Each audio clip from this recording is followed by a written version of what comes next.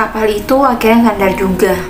Beberapa saat setelah kapal itu sandar, dari kejauhan saya melihat ayah Cinta. Saya harus menunggunya mengurus beberapa hal barulah kita bisa bertemu. "Cinta, Bang," kataku membuka percakapan serius di sebuah tempat makan tidak jauh dari pelabuhan. "Ada apa dengan Cinta?" tanya suami saya.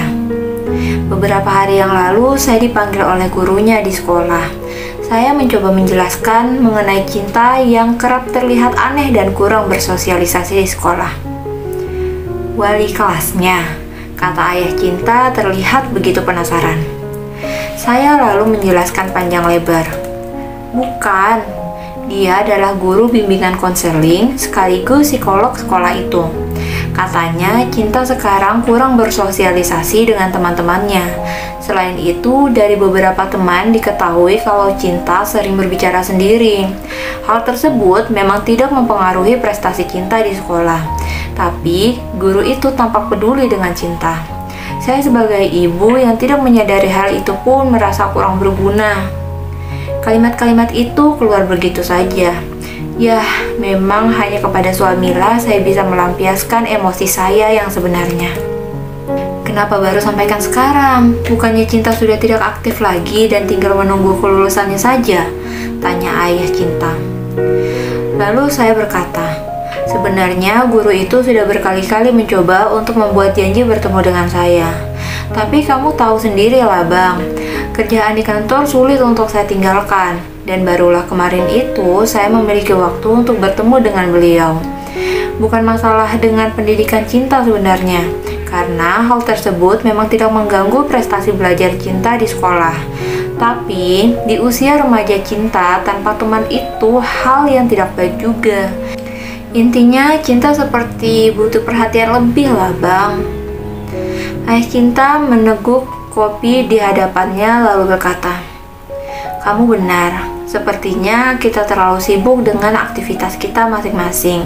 Belum lagi Doni dan Farid sudah sibuk dengan keluarganya. Mereka juga sudah jarang ke Surabaya. Apa ada baiknya kalau kamu menemani Cinta di rumah?"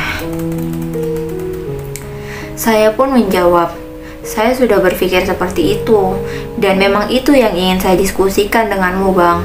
Saya juga berpikir ada baiknya kalau saya kembali menetap di Sumatera dengan Cinta.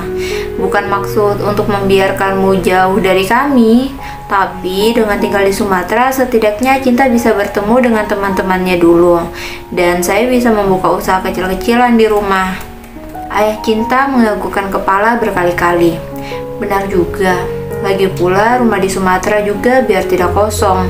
Tapi untuk pindah di sana kamu harus menyelesaikan pekerjaanmu dulu dan jangan meninggalkan beban untuk orang-orang di kantormu."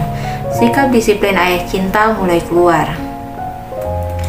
Saya lalu tersenyum akan tingkah yang selalu saya kagumi itu. Tentu saja, pekerjaan di kantor akan selesai 3 bulan lagi karena masih ada proyek yang harus saya urus. Setelah itu akan saya ajukan permohonan cuti untuk sebulan setelahnya. Kira-kira 6 bulan lagi saya dan Cinta pindah agar Cinta bisa sekolah di semester kedua di SMA-nya nanti. "Baiklah, tak ada masalah lagi kan?" kata ayah Cinta. "Iya," kata saya lalu melakukan beberapa percakapan ringan mengenai pelayaran ayah Cinta. Ayah Cinta hanya 2 hari di Surabaya dan harus kembali melakukan tugasnya. Ya, seperti itulah kehidupan saya dengan suami. Tapi dia mampu mengarahkan saya ke arah yang lebih baik. Dan saya sangat suka dengan sikap yang disiplin dan selalu mendukung saya. Saya merasa lebih dari cukup memilikinya seperti sekarang. Walau kami jarang bertemu, tapi di setiap kehadirannya selalu membawa ketenangan untuk saya. Pagi di hari kelulusan Cinta, sepertinya ini adalah hari pertama saya memperhatikan Cinta yang berangkat ke sekolah. Memang tak ada aura semangat dari Cinta.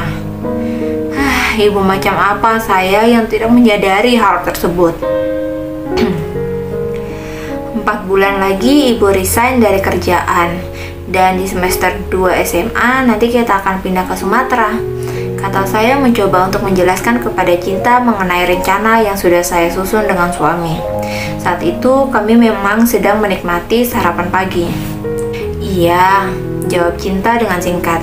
Cinta lalu menghabiskan sarapan terakhirnya lalu berkata, "Cinta pergi dulu, Bu."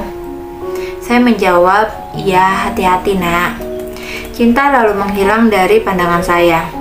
Hari itu saya mengambil cuti karena ingin memperhatikan keseharian Cinta. Setelah Cinta pergi, saya hanya melakukan pekerjaan-pekerjaan di rumah seperti ibu-ibu pada umumnya. Masih kurang dari jam 11 siang, Cinta sudah pulang dengan pakaian bersih tanpa coretan. Saya tahu Cinta pasti lulus. Ternyata benar kata guru itu, kalau Cinta benar-benar kurang bergaul dengan teman-temannya. Jelas saya merasa sedih. Saya merasa benar-benar gagal mendidik Cinta. Saya terlalu sibuk dengan karir saya. Padahal dengan gaji ayah Cinta, kami sudah bisa hidup lebih dari cukup. Siang itu saya berinisiatif untuk memasak makan siang untuk Cinta. Saya jarang melakukan ini, karena biasanya di jam-jam seperti ini saya sedang sibuk-sibuknya di kantor. Entah apa yang dilakukan Cinta di kamarnya. Mungkin tidur. "Cinta, Cinta, makan dulu, Nak," teriak saya saat setelah mengatur makan di meja makan agar Cinta keluar kamar dan ikut makan bersama saya. Beberapa menit kemudian, Cinta keluar kamar dengan tidak menggunakan seragam sekolah itu lagi. Kami lalu duduk dalam satu meja, hanya ada saya dan anak bungsu saya. Tapi suasananya begitu hening. Saya mencoba untuk melanjutkan percakapan ringan, tapi Cinta menjawab dengan dingin. Saya makin merasa bodoh sebagai ibu. Bahkan untuk membuat anak saya sendiri bercerita panjang lebar dengan saya tidak bisa saya lakukan. Saya akhirnya memutuskan untuk mencuci piring-piring kotor di dapur dan membiarkan Cinta makan sendiri. Setelah selesai mencuci piring, Cinta sudah tidak di meja makan. Saya duduk di depan TV. Dari situ, saya bisa melihat Cinta sedang berdiri di teras menghadap jalan. Saya tidak bisa melihat dengan jelas apa yang sedang dilakukan anak itu. Saya pun memutuskan untuk menonton beberapa siaran TV yang tidak begitu saya pahami sebenarnya.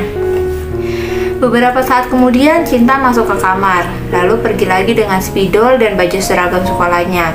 Saat kutanyakan benda-benda itu untuk apa, dia hanya berkata kalau di depan ada temannya. "Cinta, ada teman?" Syukurlah, saat itu saya turut senang mendengarnya. Tapi saya tidak melihat ada teman di depan. Mungkin terhalang gorden ruang tamu. Itu hanya urusan anak-anak dan saya tidak perlu untuk ikut campur. Paling Cinta hanya meminta temannya untuk menandatangani baju seragamnya. Dulu di zaman saya, mana ada yang seperti itu. Bahkan kakak-kakak Cinta hanya melakukan ritual coret-coret baju di SMA-nya saja. Mungkin karena perkembangan zaman anak SMP pun sudah ikut-ikutan hal demikian. Menurutku tidak masalah, anggap saja itu media kreatif bagi anak-anak untuk mengaplikasikan kebahagiaan mereka. Cukup lama Cinta di teras, mungkin dia benar-benar asik dengan temannya itu. Karena penasaran, saya memutuskan untuk menengoknya di luar. "Teman kamu mana?" tanya saya kepada Cinta yang sudah akan masuk ke rumah. "Baru aja pergi, Bu," jawab Cinta lalu membawa baju seragam dan spidolnya masuk ke dalam kamar. Saya masih di teras lalu melihat-lihat halaman yang sunyi itu. Perumahan ini memang sunyi di siang hari, namun di sore hari ada beberapa penjual makanan yang lalu lalang. Selagi menikmati suasana siang itu, tiba-tiba pandangan saya fokus kepada tiang di teras. Ada sebuah coretan seperti tanda tangan.